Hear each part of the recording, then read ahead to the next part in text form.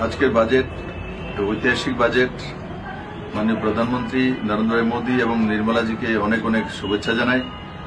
এই বাজেটের মূল বিষয় হচ্ছে এই প্রথমবার মধ্যমবর্গীয় যে ব্যবস্থা রয়েছে ভারতবর্ষের মধ্যে, মধ্যমবর্গের লোক তাদের জন্য যে ট্যাক্স রিডাকশন সেটা 12 লাখ টাকার পর্যন্ত করে দেওয়া হয়েছে। এটাতে বড় মাত্রায় সরকারি কর্মচারী থেকে নিয়ে 12 লাখ টাকা পর্যন্ত ইনকাম যারা আছে এরা ইনকাম ট্যাক্সের বাইরে চলে গেছে, লাভবান হবে। অন্যদিকে যেভাবে জীবনদায়িনী যে মেডিসিন সেগুলোকে ডিউটি ফ্রি করে দেওয়া হয়েছে, আর তার সঙ্গে সঙ্গে ট্যাক্স রিডাকশন বাড়িয়ে দেওয়া হয়েছে।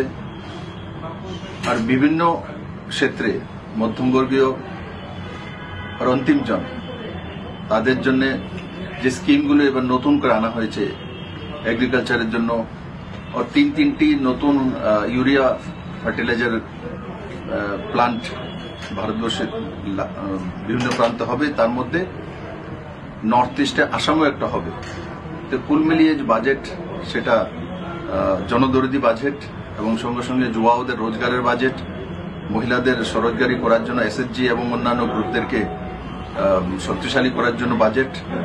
আমি আশা করি তাতে ভারতবর্ষের প্রত্যেকটি প্রান্তে লাভবান হবে এবং রাজ্যগুলোকেও ক্যাপিটাল এক্সপেন্ডিচার প্রায় 2 লাখ কোটি টাকার কাছাকাছি ক্যাপিটাল এক্সপেন্ডিচার যাতে লোন নিতে পারে এক্সট্রা, সেই ব্যবস্থাও এই বাজেটের মধ্যে রয়েছে।